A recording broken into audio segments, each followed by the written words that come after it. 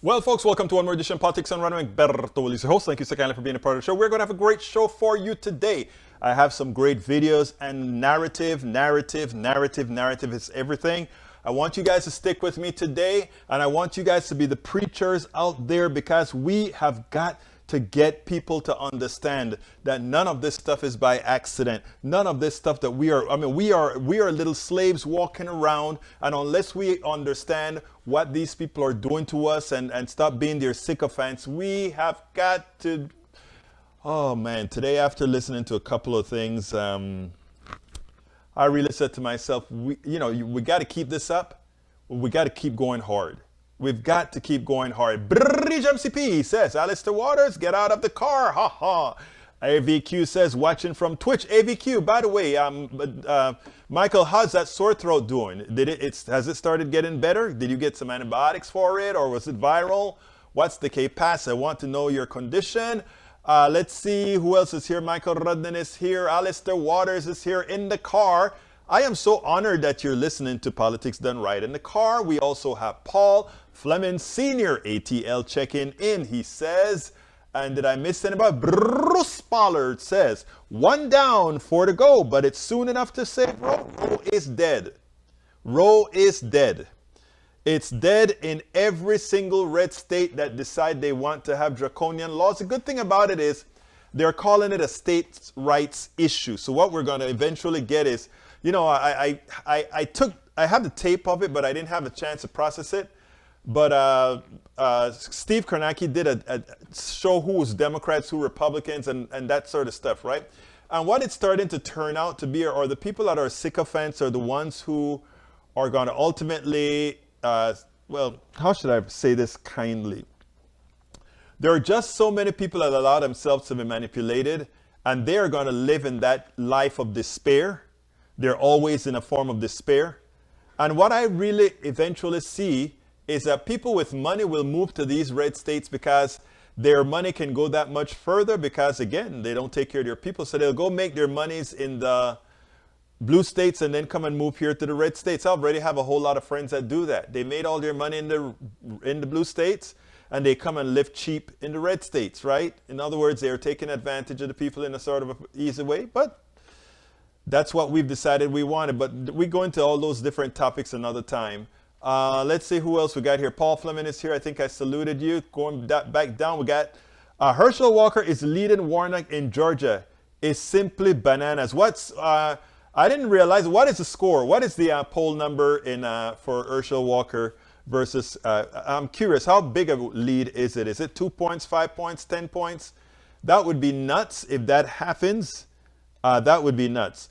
Egberto, the doctor isn't sure what I have. Harsh sore throat won't go away. After 2 weeks now, I'm taking chloroseptic and a dozen Halst drops daily just to keep the pain down. Gave me Robitussin, etc. by 2 points. That is within the margin of error more than likely, Paul Fleming. But if Democrats go out and vote, they can beat the sycophants that are just voting for the sake of Donald Trump.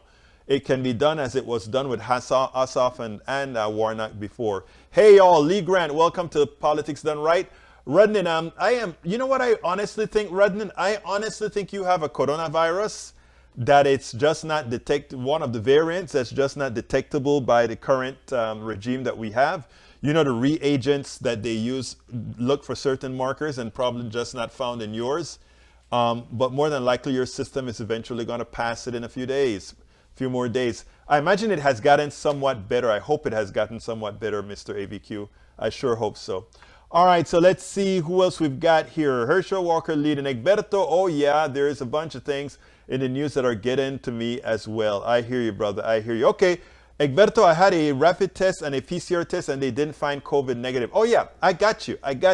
I'm just saying some variant of something. Wait, well, that's silly. You know that already. Anyhow, let's go with what you brought to us, Redden. Egberto, if you're able to put the graph on the screen, I'm not going to put it right now. I'll see if I can do it later. Methane, an incredibly potent planet warming gas, just set another record for the second year in a row. Methane increased by 17 parts per billion in 2021. NOAA reported the rise in 2020, just above 15 parts per billion, was the previous annual record. The latest figures come days after the UN Intergovernmental Panel on Climate Change released a report describing how the world should address the climate crisis. The panel reported that as the world barrels down the levels of global warming that will have irresistible impact, there are economically viable solutions already out there, including carbon methane emission, which, when you drill a well, a whole lot of these guys, yeah, they flare it off, but a lot of them just have it escaping. The fastest way to turn down the heat. The concentration of methane in the atmosphere is higher now than at any time in the last 800,000 years, according to IPCC. Some people say, how do they find that out? Just go to the poles, do a sample test, a core test that based on the depth, you know how many thousands of years deep you are. Look at what you have in that ice, and it tells you what the atmosphere was at that time. The primary sources of methane that can do something about are fracking, leaks, and cattle agriculture. Yeah, and there's also some new feeds that are not very expensive for animals that prevent them from farting that much, right? I think it's actually being developed in Australia. Anyway, second item from Rudnin, West Virginia's largest solar farm will sit on a former coal mining site. Feels like poetic justice, but really, solar has become cheaper than coal, meaning that energy supply companies will start going green out of economic concern more than for need to protect the environment. The last coal-fired plant will go under and be demolished long before we run out of coal. You know what is so sad? That statement that you made is so true, but it is sad. That it's not trying to do good by people, making sure they have good air to breathe, making sure the environment is good, that's causing these companies to do the things that they need to do. It's simply because of the mighty dollar. That's what I talk about corrosiveness of the particular economic system that we've learned to accept as natural. It isn't natural. It isn't normal. It isn't humane. It isn't moral. Not because this is what we've been inculcated in our minds, mean that an economic system, I want you, look, the people that are out there, the activists that are out there, they want a clean environment. They don't look at the profit motive or anything like that. They want it because it makes people healthy, because it's a better thing. The corporations adapt supporting a good environment just because they can make a better dollar than having a bad environment. Do you understand how immoral that is? Think about that. It's only because you can make a dollar by cleaning something up that you do, but if it kills people and all that, but you can't make a dollar, let them die. The same way with our healthcare system. The things that we have learned to accept as natural, the things that we have learned to accept as that's just the way it is, it's not. We can change it, but we have to do it one person at a time, and we can't just sit down and listen among each other, those in the know. We have to be able to talk to everybody else, those in the not know, and get them as well to see things the way they really are, and not the way we were brainwashed to believe they should be. All right, next one from Rudnin says, why should progressives embrace 21st century economics Bill of Rights? Because they already do. Progressives need to make clear to the American people that they have a cohesive economic program for the country. On that, the American people want. Polls consistently show that majority of Americans across the country want to see Congress turn the central features of the progressive economic agenda into laws, policies, and programs. The articles goes on to outline the 10 core points to progressive economic agenda. 1, the right to a useful job that pays a living wage. The right to a voice. That is actually from Roosevelt, I think. 3, the right for, it was called the Second Bill of Rights, right? It's called the Second Bill of Rights. 3rd, the right to comprehensive health care, the right to complete cost-free education and access to broadband internet, the right to decent, safe, affordable housing, the right to clean environment and healthy planet, the right to meaningful endowment of resources of birth and secure retirement, and the right to sound banking and financial services, the right to equitable economic fair justice system, the right to the creation and participation in civic democratic life. I'd summarize these in creating a government that prioritizes the needs of the people. Absolutely so. And people want those things. But you know what the right is good at doing, and the neoliberals as well? They can turn those beautiful words that says people first into a format that says you want something for nothing. Watch how quickly they will turn that into you want something for nothing as opposed to this is a right that every human should have. Watch that. Check it out. All right. Marjorie Taylor Greene reports. Marjorie Taylor Greene reports. Jimmy Kimmel joke to Capitol Police. The Georgia Republican tweeted a clip of Jimmy Kimmel from the late night host Tuesday monologue on Jimmy Kimmel Live, in which the comic said of Greene, "This woman, Klan mom, is especially upset with the 3 Republican senators who said they'll vote for Ketanji Brown Jackson, who's nominated for the Supreme Court." She tweeted, "Murkowski, Collins, and Romney are pro-pedophile. They just voted for KBJ. Wow, there is Smith. There is Will Smith when you really need him." Last night, Kimmel responded with a tweet of his own, retweeting Greene's tweet and writing, "Officer, I would like to report a joke." Shauna Golden Gate Blow tweeted, "Word how fast the free speech brigade shifts into a giant snowdrift. The moment anyone says anything they don't like. You know what's really funny? According to Rudnin, Marjorie Greene voted against the Violence Against Women Act last year. The cancel culture rallying snowflakes, Karen, wouldn't know ideological consistency until it slapped her in the face." These guys don't need to be ideological consistent.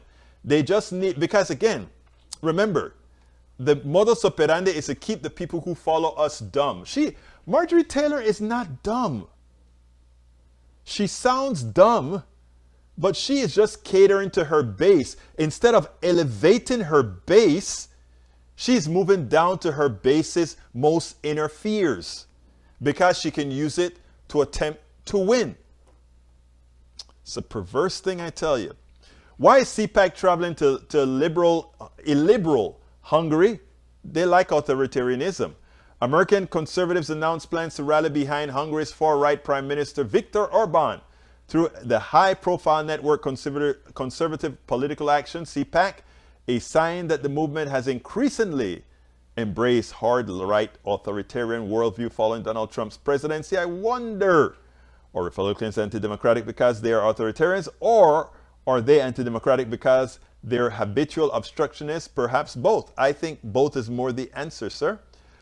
Michael, how many things did you send me today? Bucha victim. Russian troops beat me, doused me in diesel fuel. A Ukrainian survivor recounts being tortured by Russian forces in a town near Kiev, where the evidence of atrocities is growing. There have been hundreds of incidents of Russian soldiers torturing and or killing civilians, and they're also going into people's home, taking their appliances, whatever, throwing it in their truck and taking it back to Russia. Amazing, you know. United Nations suspends Russia from the human rights body. I saw that. Okay, continuing. Welcome, Paul Fleming. Let's see what else we got here. Para ver. Berto, I had a rapid test. Yes, I read that one already. Melanie Keelan, how you doing, my dear, beautiful friend? Breach MCP says, congrats to our new justice. Woohoo! Yes. Ketanji Brown Jackson, welcome aboard. Let's see who else we got here. Para ver. Egberto, yes, based on FDR's economic bill of rights. Yes, I remember that. Bruce says, how can the right to vote and the right to internet stand on the same stage? It's not about them standing on the same stage. It's about just one of the things that we want in society. No, you're right. One has a lot more potency than the other, right? Egberto, I said at the start that I was going to go way over. There's a whole lot of news that got me down, and I needed to share a lot of it. And you know what, brother? You shared it all right. And you know what, brother? We also read it because, yes, you're right. They were all solid stories. Anybody wants to say anything else before I get to the first video? The first video is kind of funny. You know, I don't know if you guys remember the Obama phone where Obama was giving welfare people phones, you know. The right used to love that trope. Of course, that's just what it was, but because Reagan is the one who instituted the policy, right? But you know how it goes. Folks, if you're just joining us, please remember, if you're on YouTube, go ahead and give us a thumbs up. If you are on Facebook, give us a like. If you're on Twitter, please follow Egberto Willis. Please follow Egberto Willis. Muchísimas gracias. Okay, let's go and play a little of Jen Psaki. You know, it seems like they never learn. Do you remember back when Obama was president, how the Republicans tried to make a big deal out about Obama was giving welfare people cell phones and the works? You know, they went into all that kind of stuff, right? turned out as it was that these are programs that were set up under Reagan, etc., and it was just an implementation of the Department of Human Resources, or one of those departments, right?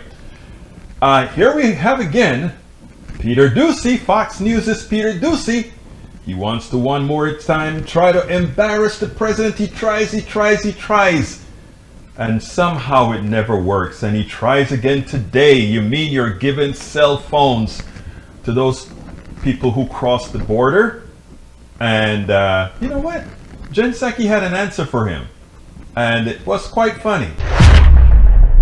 Go ahead. Thank you, Jen. First, on immigration, our team in Texas is saying that you guys are starting to give smartphones to border crossers, hoping that they'll use the phones to check in or to be tracked. Which part of that is supposed to deter people from crossing illegally into the States?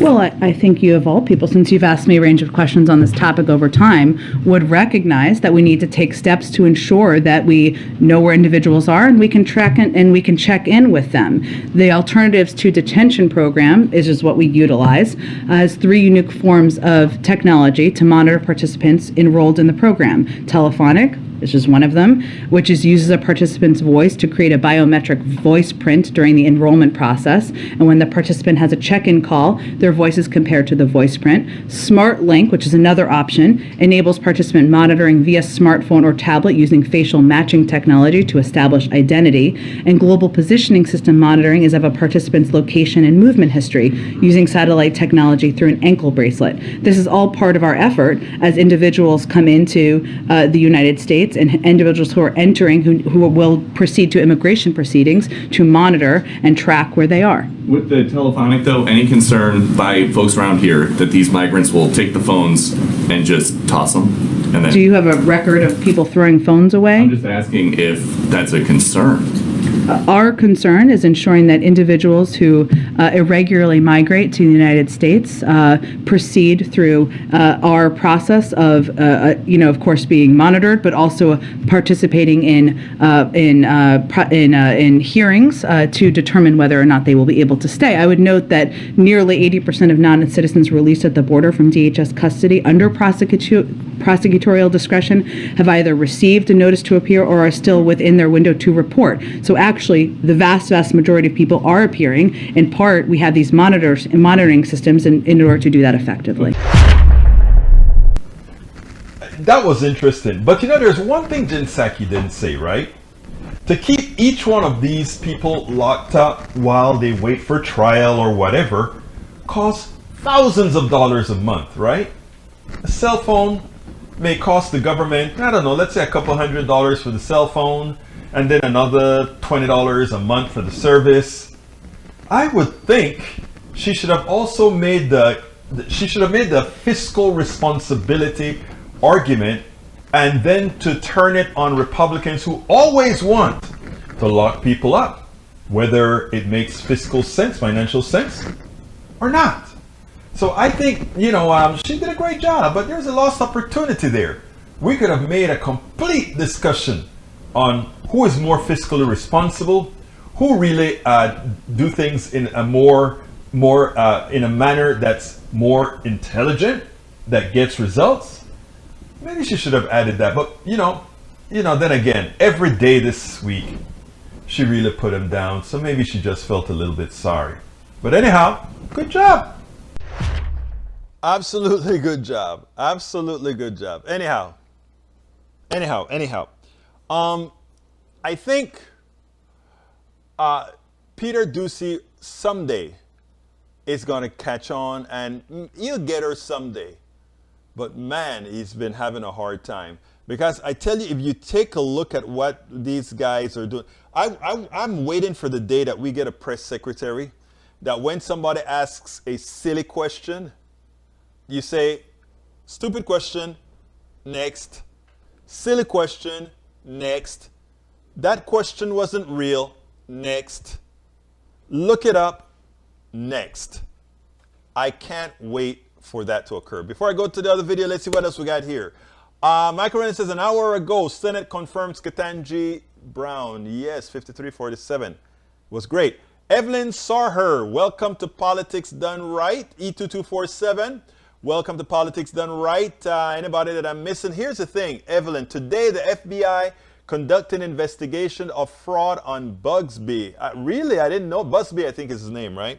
That's the guy who was got all the women to sue our quarterback. I don't remember his name. I didn't realize he was under federal. What is it for, Evelyn? Let me know. Type in this. Tell me what is the FBI investigating.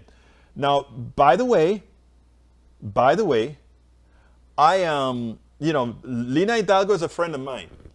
And I can tell you there isn't somebody that is more honest, rule following than this young woman. She got the job very young. She was 30 when she became the most powerful politician in Harris County, the most powerful politician in Harris County. And, I know there's a lot of tricks that people try because she's young.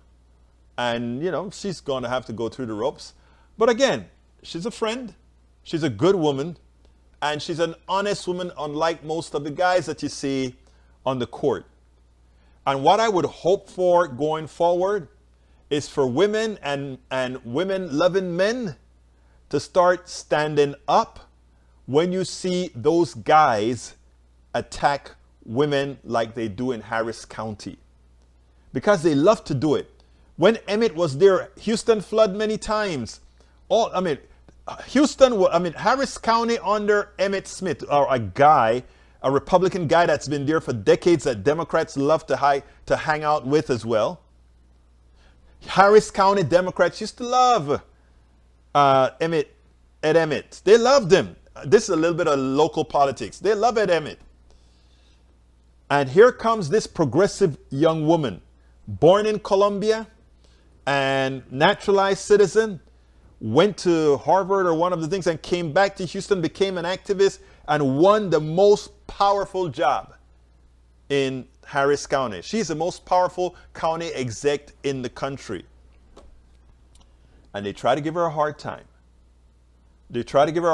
She will be reelected. She will be reelected by a landslide. We will make sure of that.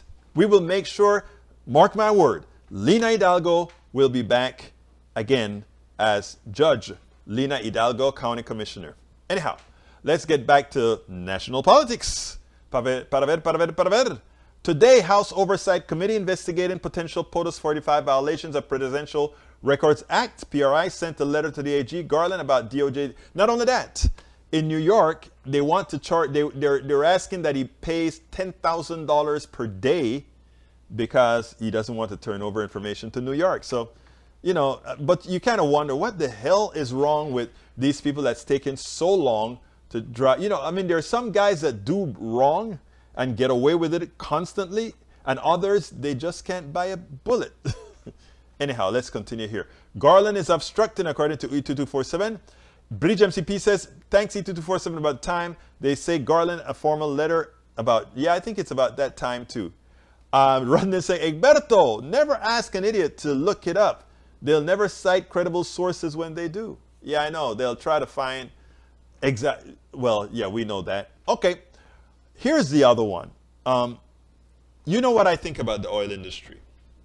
And I want to play this piece by Sorkin and what he claims is the oil problem, right? And then I want to take it on the other side. So let me go ahead and play that, and then we'll definitely come back and discuss it much more in detail. Check it out. Let's talk about these oil CEOs. Do we blame the oil barons? I've got to say the oil barons, they really make for really likable characters on Capitol Hill. They're easy to. I'm going to give you the mixed, both sides view of the situation. The oil companies effectively stopped investing in new drilling, not because they were trying to save the environment, but because the economics of drilling over the last decade, up until now, were terrible. Especially during COVID. Correct. And so it's all these Republicans saying, oh, if only the Democrats hadn't stopped the drilling. It wasn't the Democrats that stopped the drilling, it was COVID. So I think there's that. On the other side, I do think there's also a reality that the investor class doesn't necessarily want to be in the fossil fuel business. And so there is this sort of move a sort of almost free marketish move. And then there are political policies that are in place or want to be in place that are sort of creating enough uncertainty in that space where people are saying, do I really want to drill more? So I don't know if you want to blame the guys for the price or not. I think the truth is that the reason we have the prices where we are today is we have not probably thought enough about the national security implications of what it means to take oil from Russia. But again, And you could argue that we haven't moved fast enough on green energy, which is to say, the transition is going to be painful. That's it right there. All of these people running around with their hair on fire, blaming the new Green Deal or whatever they're blaming for market forces. I mean, we're where we are now because of market forces, because the investor class didn't want them to go out with new exploration that cost a lot of money, that would hit the bottom line. It creates this very unique conundrum, which is you have to drill now, ostensibly to deal with this short-term issue, and at the same time, can you walk and chew gum and invest longer term in the green energy stuff that needs to get done? I want you guys to understand what you just saw here because it's so important. I love Joe Scarborough. Joe Scarborough turns out to be one of the most honest TV hosts, right? He doesn't give up his republicanism. I mean, he's not a Republican, but he's still a conservative. But he understands, and many times the way he speaks, you get a chance to see that he wants to be an accurate speaker. He's a conservative. He's not like me. I'm a liberal, and I want everybody with their rights, etc. But I want you to point out one thing. What did he say? It's the market forces that are causing the prices to be this high. Not Biden, not anything else, but market forces. Let's put a stop there. So we are saying the mythical market, we feel okay to leave a resource that is existential for us in the country, meaning to get to your doctor, your lawyer, your job, and everything else. This is something that we must have. This is something that we must have at an affordable price so that we can do it and it doesn't break us, it doesn't take away our future, right? And we leave that to market forces, what they call market forces. Ask yourself, when you went to any gas station over the last several months, did you ever have a shortage of gas? Were you ever not able to get gas? When you went to buy your eggs, was there an empty row with no eggs? When you went to buy your toilet paper, when you went to buy most of the products that you wanted, remember, the prices went up. People are complaining because more of their disposable income is going to purchase these things, right? In other words, they didn't stop purchasing these things so that supply is, that because there's a shortage of supply. These guys just chose to increase the price. You are made to believe that there was no other choice, that somehow it costs them more. I'm talking about the big producers, because little producers buy from the same place the average person buy, just with a small discount. So they get ding as well. But these big producers, they price because they can. So when you see that you can always get your eggs, your gas, and all of that just at a higher price, and that you are buying the same amount and everybody else is buying the same amount, they're just saving less. It's a transfer of wealth. It's not real inflation. Is that you don't have pricing power. And it's hard to get that across when you have Sorkin there saying it's Joe Scarborough saying it's market forces, because they're right. This is market forces. And that is the capitalist market. That is how the capitalist market functions. Does it have to be that way for us to have a successful economy? No. But you are meant to be, you are made to believe that. Let's give one Venezuela example. When we talk about getting oil from Venezuela, you know, a lot of Republicans would like to say, oh, you're trying to get oil from those socialists, right?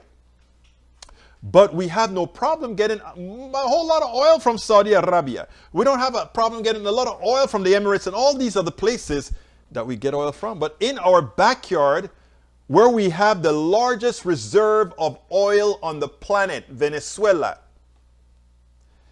because Venezuela is not under a capitalist system, we are not going to do anything to help those guys exploit their resources any longer, right?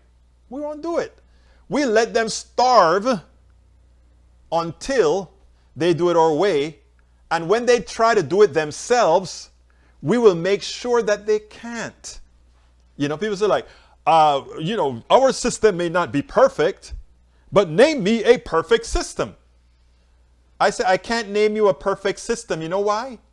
Because we won't allow that perfect system to emerge. You know, it's like, it is like you put the boot on somebody's neck and then say, why can't you get up? Come on, get up. The boot is on their neck. And you're telling them, get up, get up, get up. But they can't get up because your boot's on the neck. That's the difference between, that's why we have economic systems that can never flourish, because we has the dominant economic system. Anytime one tries to come up, let me tell you something that they'll not tell you. They'll never tell you this about Venezuela. When Chavez started, it was benevolent, right? When Chavez started out, I don't know about Maduro. Maduro is a crackpot. But Chavez, you know, Chavez was creating this Bolivarian United States of South America, right? That was a panic. You don't hear that news over here. You don't hear that over here. I mean, Argentina, Brazil, all these people were borrowing money when petrodollars were huge. He has the largest base. But you know what? Oil crashed and he crashed. They made sure that his economy couldn't survive. But the time when his economy was doing well, the people that were living in poverty, even under Carlos Andres Perez and all these other capitalists, and that Carlos Andres Perez wasn't like the biggest capitalist in the world, right? But he was, you know, he still played ball with the shell companies, or the oil companies. But, you know, when Chavez came in, all those people, the poverty was gone. They don't tell you that. But those, the Rabiblancos in Venezuela and these other folks that run the empresas, las empresas venezolanas, they couldn't have that.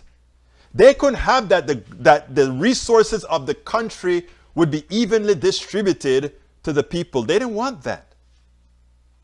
They wanted the system that we have here. Americans don't see that that they're just as extractive with us. Americans generally don't see it either, right? I want you to think about this.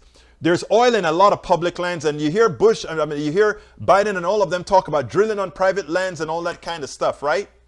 And you ask yourself, why are the oil companies and their shareholders and the bonuses the executives get, why are they the ones making all the spoils from all that oil that they pick up from these public lands with a very minor tax?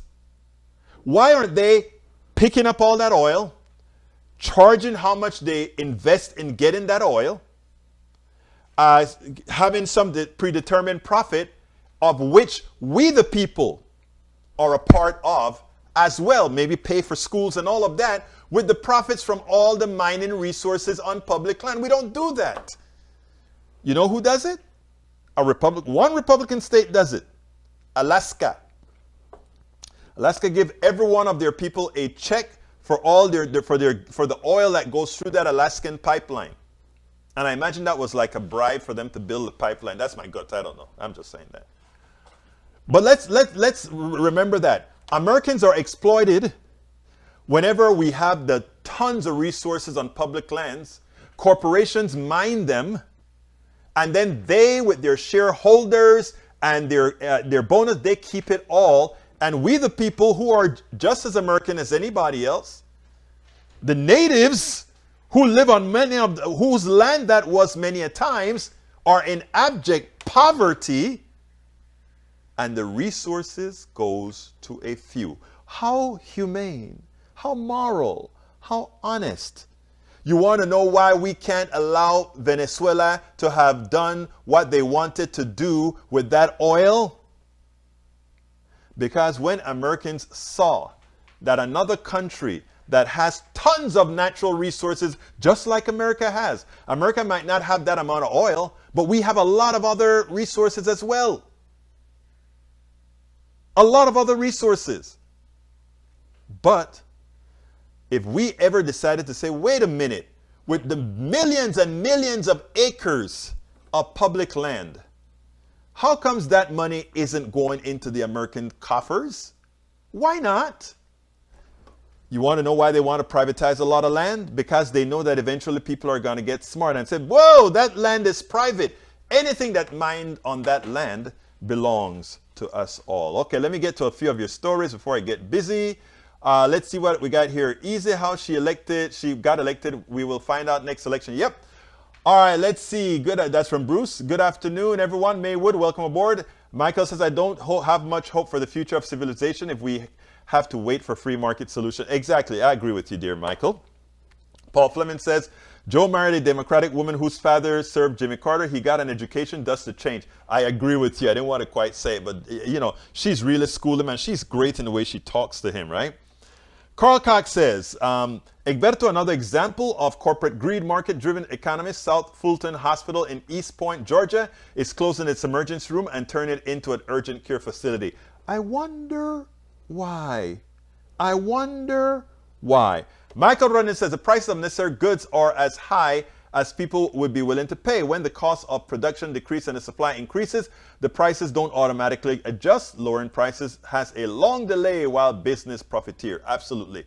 Carl Cox says another example of corporate greed that says a bleep with the health and well-being of the public well-being. Eric Hayes says, who here listened to the oil exec testify yesterday? Long story short, spot price and future markets are the drivers, can't change immediately, etc. The politicians don't understand it all for sure. Alaska doesn't know the administration has shut down permits. Again, you keep buying the Kool-Aid. First of all, let's be sure here. Alaska gives everybody a check from public lands. Private lands are not public property. We're not talking private lands. We're talking public property here that they drill on, okay? And also, nobody, even if you own land, supposedly own land, I don't see how you really own land in the United States from land that was already owned, but hey, what can I say? But none of those resources should belong, and should really belong to folks. But anyway, that's a different story. Welcome to the PDR Posse. Oh, I forgot. Thank you for reminding me. Thank you for reminding me. Thank you for reminding me. Let's go ahead and... I'm Egberto Willies, as host of Politics Done Right, a progressive radio media show on Pacifica Network's KPFT 90.1 FM Houston that engages all ideologies. I found that our political angst isn't mostly ideological. There is a well-designed effort by many in power to control us. If we are at each other's throats, we are less likely to demand our economic and local wishes. In that light, I wrote 3 books. I wrote the first one titled, As I See It, Class Warfare, the Only Resort to Right-Wing Doom, to describe the entire economy in a manner we can all understand. It highlights why it was designed to pilfer most as it empowers a few, the chosen. The second book, titled, It's Worth It, How to Talk to Your Right-Wing Relatives, Friends, and Neighbors, take it to the next level. After understanding how the system pilfers, it is incumbent that we can speak to our peers to empower a change. The third book, How to Make America Utopia, Take Away the Economy from Those Who Rigged It, gives us a place to land. After learning about our economy that is dysfunctional for most and learning how to engage the other side, we point out what would make an economy that works for all. Each book stands on its own, but together they provide the full picture. Please consider getting one or more. You will undoubtedly learn, be entertained, and help us continue the mission with our blogs, articles, videos, and books. Absolutely. So it seems like we got a new member that it didn't show up in all the places, but it looks like, let me see if that's what I'm seeing here. I think I see a new member. Let's see, bear with me. And Andrea Tucker, welcome to the thank you so kindly. Let's see, Andrea Tucker, thank you so kindly for becoming our latest member. Folks, give a salute to Andrea Tucker, our most latest member of the PDR Posse on YouTube. Thank you so kindly, Andrea. We couldn't do this without you. You can get the book, folks. Let me put the book inside of the link here. Para ver. Politics Done Right. Oops, that's not it. That's not it. Let's see. politicsdoneright.com/books. politicsdoneright.com/books is where you can pick up our books. Please go ahead and get our books. I promise you, you will like it. You will be entertained by it, but you'll also learn a lot by it. You can support us as well by becoming a Patreon. politicsdoneright.com/Patreon. politicsdoneright.com/Patreon. Patreon is a Patreon. Patreon. Alternatively, if you don't see that join button on YouTube, which will follow what Andrea did and join as well. But if you don't see that join button, or if you're on YouTube, or if you're on Twitter or somewhere else, go ahead and join us by going to politicsdoneright.com/YouTube. politicsdoneright.com/YouTube. But you know, the preferred method of support, of course, is PayPal. politicsdoneright.com/PayPal. politicsdoneright.com/PayPal. You can give us either once a month, or you can just go ahead and say, I'll give you just one contribution, whatever you want.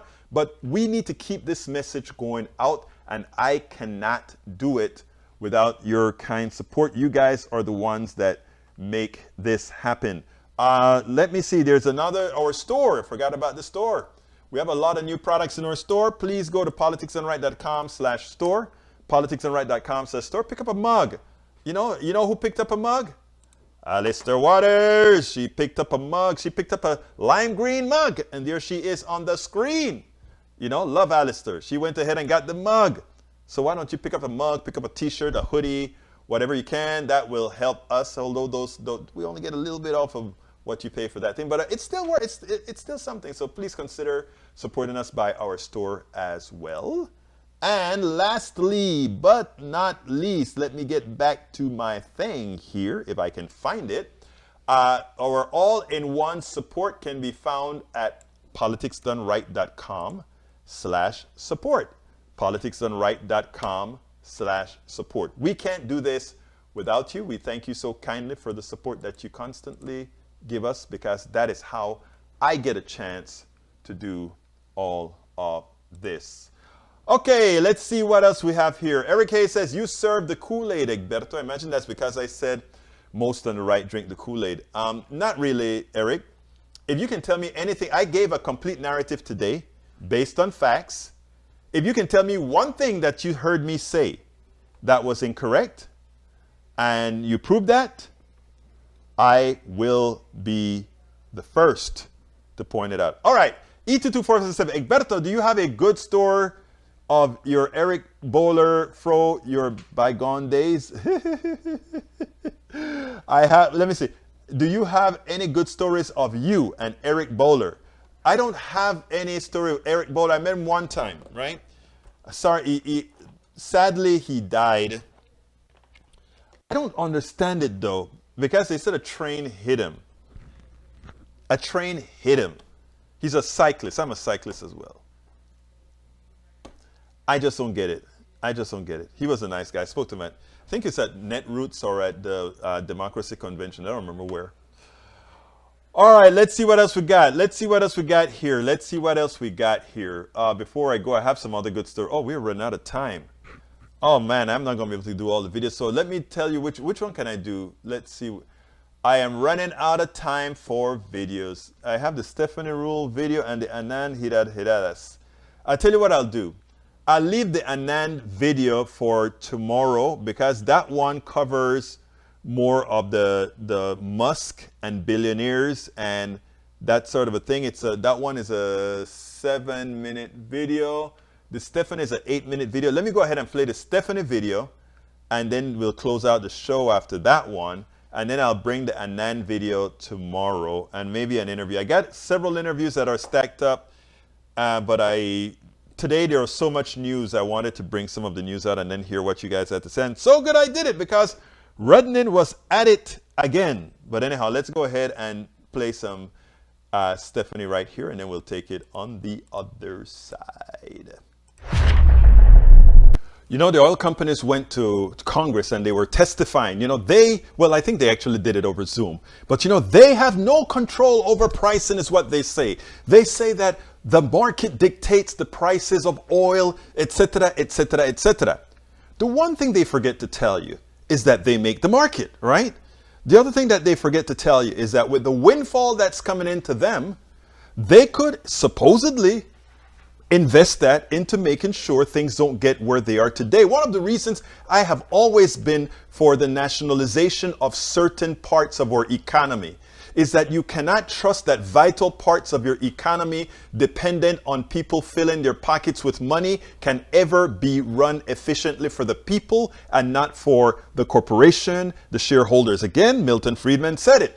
The sole purpose of the corporation is to enrich the shareholders. And therefore, when it comes to things like critical things of need, we should not depend on the benevolence of those who run corporations or those who own corporations to expect that goodness, that we would get anything other than they will take as much as they can from us. And that's the reason why certain parts of our economy, healthcare, energy, and other parts need not be within the profit domain. But I want you to listen to this piece. Stephanie Rule kind of exposed them. Let's go ahead and listen to this, and then we'll go ahead and take it on the other side. Americans today are facing extraordinarily high gas prices at the pump. The average price of a gallon of regular gasoline 1 year ago was under $3.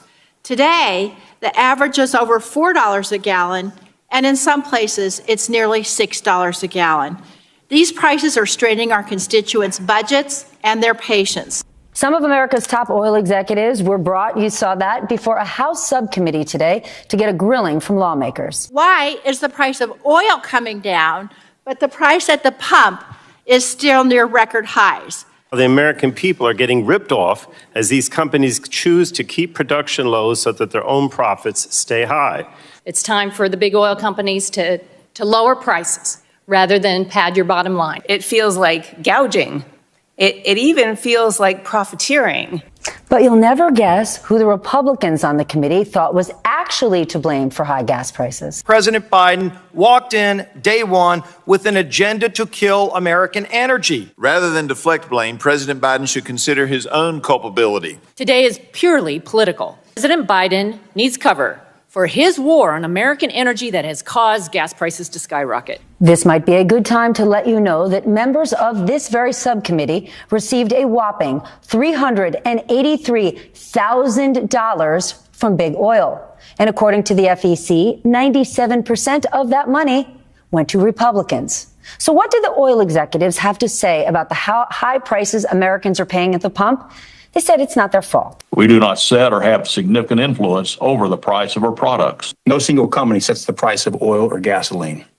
The market establishes the price. Shell does not set or control the price of crude oil. Similarly, Shell does not set or control the price that consumers pay. It is true. They do not set the price of oil. And it is also true that during the height of COVID, when oil prices dropped, so did their profits. But as oil prices have gone up, last year they made more money than they have in 8 years. And since the start of this year, they're expected to make even more. But here's what matters. Where are they spending all of that money? On buybacks and dividends for shareholders, not increasing production. Now, it is important that you understand that last sentence that she just said.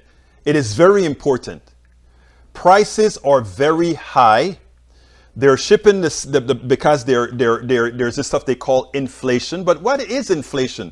Inflation is the prices that they set. When they tell you that they don't have control of the pricing, they are lying. When Shell has a store and he determines what he's going to sell that gas price for, it's his pricing. When the stockbrokers decide to have trading on a barrel of oil, they can decide to take it or not. They produce it Throw it on the market and let the market decide. And you know what the market is? The market is there on both sides of the market. They're on the production side, they're on the consumer side, they're on every side of the market. So when they tell you they don't control the market, they're lying. But anyhow, let's assume that was true.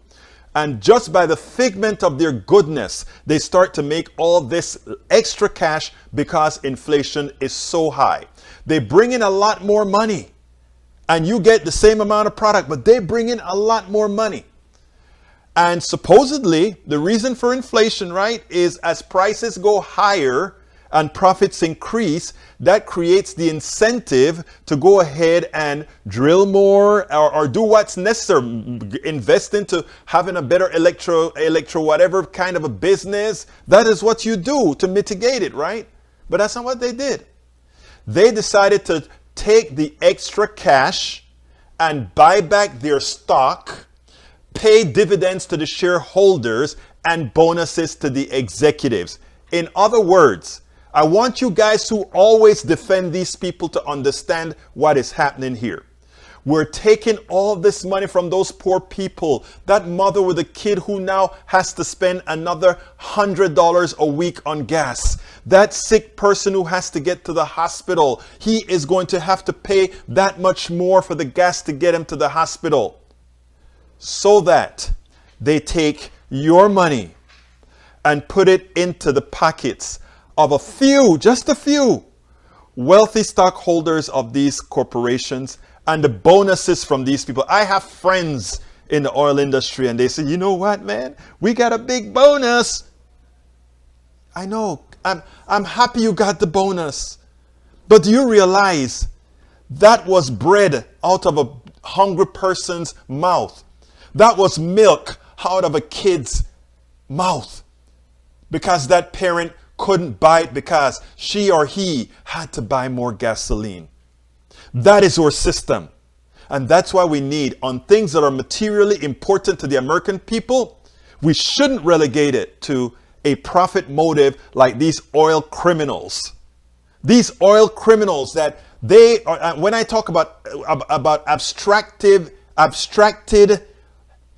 ill will, abstracted evil. They do evil, but it's abstracted because they don't see that baby without the milk because of the higher prices that they now get in the form of a dividend. In other words, I take the money from the poor person and I give it to that person who is getting a dividend. That rich person who is getting the dividend. I take the money from that person who needs support, but they have to use, they can't because they need more gas, and I give it as a bonus. Do you get it? Inflation isn't magical. Inflation isn't something that just happens. Inflation is the concerted effort by the people with pricing power to say, I'm going to take your money because I can. And that is something, and by the way, once again, thank you, Andrea Tucker, for becoming our latest PDR Posse member on YouTube. Click that join button if you're on YouTube, or go to politicsdoneright.com/YouTube to become a member. Again, what I want you guys to understand this. They take your money because they can. You are paying $5 for gasoline, $4 for gasoline because they can do it to you and you cannot do a damn thing about it.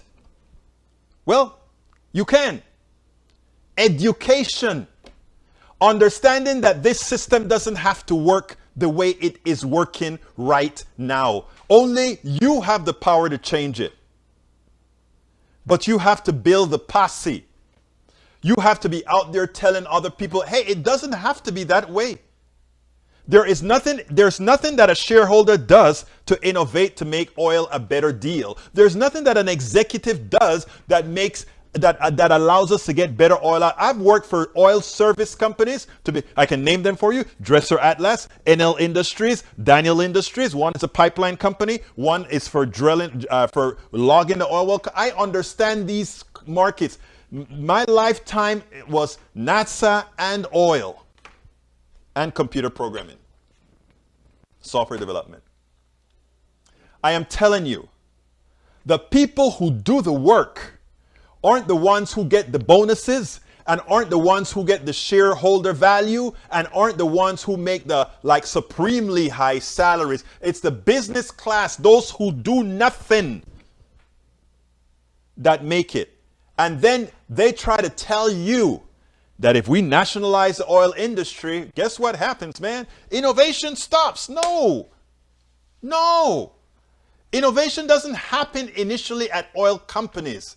It happens at universities with public dollars or grants. Don't ever sit down and believe that companies put so much money into research and that's not their spill. They're into taking whatever money they can out of the system, and they socialize the development of software. It is like you're going to hear from Anand Hidadas on the piece that I have for tomorrow. You know what they do? It's like he went to space and everybody's, look, Musk went to space. What a wonderful thing. I was working for NASA back in the 80s and 80s.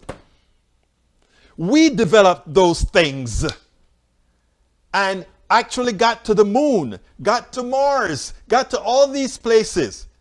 This guy takes all the development from the government and get a couple of miles up in the sky and say, I'm in space. Look at how great I am. My pretty ship. And I did something marvelous. And then the media goes crazy. Wow, this guy, a private company went to space. Huh? What? We, the government, went to the moon. We landed somebody on the moon. We left the atmosphere of Earth. We left the gravitational pull of Earth to get to the moon. Well, we didn't completely lose the gravitational pull at the moon, but we did that. The government did that. Yes, we used private corporations to do it, of course, yes. But we paid for it. We did it. We paid for the research. And then Musk goes up with a substandard trip around, went up and come back down, and the whole country goes crazy because of how our marketing works. Musk did nothing. Bezos did nothing. We the people have always been the ones doing this. And it is so hard to get people to accept their worth, to say you are the ones that are worthy. Those billionaires are nothing more than parasites with an economic system that was designed for parasites. My name is Egberto Willies. This is Politics Done Right, and you guys know how I end this baby. I am what? Out! We spend a lot of time deconstructing the news, trying to parse it into a form that everybody can understand. We try to find those little nitpicks where it flies above the fray, etc. If you really like these videos that we do, I want to ask a big favor. Please go ahead, number one, subscribe to our channel, and number two, please join if you can. Thank you so kindly for watching. Keep watching. Please remember to share. We must populate the entire internet with our progressive message, a message that we know is what most Americans say that they want. So help us, please join.